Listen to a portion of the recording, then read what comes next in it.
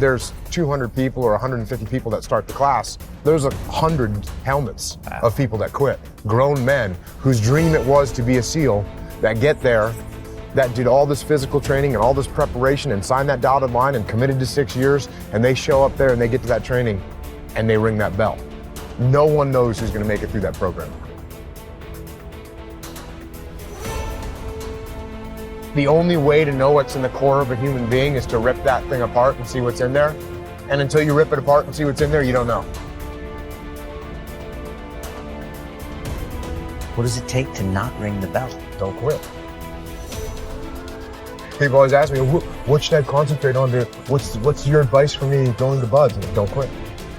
Don't quit. Like, train hard, don't quit. Well, if you want to be a good leader, you have to understand human nature. And the places where human nature reveals itself most clearly are times of extreme suffering and inhumanity. I had a bunch of hard-headed, very determined, thick-skulled guys that, I had to get them to do what I wanted them to do. I had to get them to want to do. Trust is built on relationships. Relationships are built on trust. If you don't trust me, we don't really have a relationship. My first platoon, we were doing a training operation. We get into this tactical situation. Everyone in my platoon is focused on one area. Everyone's looking down their weapons, waiting for a threat to expose itself, which means you got 16 guys looking down their weapons, and I'm waiting for someone to make a call. I was a new guy. I'm waiting for someone above me in the chain of command to say, hey, move here, or hey, move forward, or make some kind of a decision. And as I'm waiting, no one's doing it. So I'm a new guy. I'm scared to say anything, and I know I shouldn't say anything, so I'm just waiting, and no one's giving an order. No one's giving any direction. So I wait longer. And this goes on for probably 30 seconds or a minute, which is a really long time when you're trying to take down a target. And finally, I said to myself, all right, I'm gonna see what's going on. So I actually point my weapon at the ceiling, and I take a step back, and I just look around.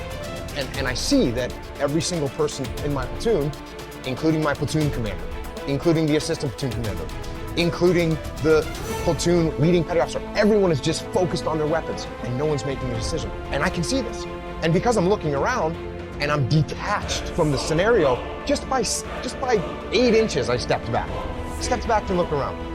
I can see what decision needs to be made. And so I summoned up as much courage as I could as a new guy, because new guys don't make decisions. And I said, hold left, clear right, which was a basic command that we had rehearsed and we would practice. And I expected someone to say, shut up, Jocko. But instead they repeated the command. They all said, hold left, clear right, which means we were gonna execute. And sure enough, the guys on the left held and the guys on the right cleared. And we got done, and instead of someone saying, hey, you need to keep your mouth shut, like one of the more senior guys said, hey, good job up there, way to make a call. So I looked at it and I said, wait a second, how could I have, as a new guy, have made a decision in that situation that was better than what the more senior, more experienced guys were making? And I realized it was because I took a step back and detached. So at that moment, I said to myself, okay, from now on, when I get into these tactical scenarios, I'm gonna take a step back and I'm gonna try and look around and I'm gonna try and detach myself from the chaos and the mayhem. And I started doing it all the time. In every tactical situation, in the land warfare, in the mountains, in the urban environments, I was doing it all the time. And I was able to see what was happening.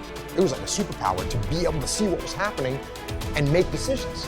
And so then I actually started doing it when I was having conversations. And if you and I were in a disagreement and you started getting emotional, instead of me getting emotional back at you, I would just take a step back and be like, oh, okay, he's really concerned about this. Why is he so concerned? What does he see that I don't see? And I started actually just detaching all the time. And that became a very powerful tool in leadership that I use to this day. My second platoon, our platoon commander, the guy actually in charge of the whole platoon, he's not very experienced. He didn't listen. He didn't take advice. He didn't take guidance. Everything was like his way or the highway. And we had a mutiny inside of our platoon. We went to our commanding officer and said, hey, sir, we don't want to work for our platoon commander. He doesn't listen, he's arrogant. And eventually what ended up happening was this guy got fired. as our platoon commander. And that left an impact on me because as I'm watching this going, I'm thinking to myself, why don't we like this guy? Why doesn't anyone want to listen to this guy? Why don't we want to follow this guy? And the reason, because he was arrogant and he didn't listen and he didn't give us any ownership of everything. Everything was about him. And that would have made an impression on me. That would have left a mark. But the mark got left even more clearly because when that guy got fired, the guy that came in and took over for him was like, I hate to use the word legendary, but he was a pretty legendary SEAL, had a ton of experience. He'd come up through the ranks and he had been stationed at every different kind of SEAL team. And he took over as our platoon commander. And I kind of thought to myself, well, he's going to take over because we're a bunch of mutineers and they need to put someone really strong that's going to like whip us back into shape. So I was anticipating that we were going to have this super hardcore guy. And this guy shows up and he's got a nice smile on his face and he's super humble. And I remember one of the first things he said to us was like, I look forward to working with you guys. And I was, that word right there, I'm gonna work with you guys. Not I'm in charge, I'm glad I'm taking over, I'm glad to be your commander. It was nothing like that. He said, hey, I'm looking forward to working with you guys. So all of a sudden it was totally different. And he started putting us in charge of things. Instead of him coming up with a plan, he would say, hey, you guys come up with a plan and let me know how you wanna do it. And all of a sudden we had all this ownership. And that made me reflect on the way the first guy had acted compared to the way this guy had acted. And I realized how important it was to be a humble leader and to listen to other people and to give ownership to other people. In the 3rd platoon, it was a good solid platoon and we had a good platoon commander and we were out in the desert doing some training and some targets popped up. We started engaging the targets like we're supposed to and everyone gets in the prone position and is returning fire. And I did what I had been doing this whole time, which was detach. I kind of took a step back, shot a couple rounds, then kind of pulled back and looked to see what was going on. And I saw the call that needed to be made. And I gave the platoon commander a couple seconds to make a call, and he didn't make it. So, I made the call, peel left. And everyone said, okay, peel left. And we peeled left, and we left the scenario, and we got our distance, and then we stopped the training exercise, and we did a little debrief. And during the debrief, the platoon commander, he said to me, well, why did you make that call? And I said, well, I could see what we needed to do, and you hadn't made a call, so I made the call. And he goes, well, I actually didn't want to peel left. I wanted to assault the target. And right there in that split second, I kind of thought to myself, well, like part of my ego flared up and I was kind of thinking I could have said something along the lines of, well, you need to make a call faster. If you're not going to step up and lead, then I'm going to do it. Like I could have said that. But I realized at that moment in time, wait a second, I didn't need to make a call. The problem could have developed more. But for some reason, I thought that I needed to be the guy. And I said, no, you know what? You don't need to be the guy. You're a leader. You need to support your leader. And it's not about you. And what you have to do is subordinate your ego and be supportive of the person that's in charge, and you move forward together as a team. Because that's what it's about. It's not about me, it's about the team.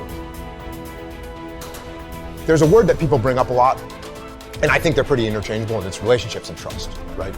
Trust is built on relationships. Relationships are built on trust. If you don't trust me, we don't really have a relationship. If you want to be a good leader, you have to understand human nature. And the places where human nature reveals itself most clearly are times of extreme sorrow, pain, suffering, and inhumanity. And if we don't recognize what causes that, where that comes from, and that it's actually possible, then it's bound to happen again.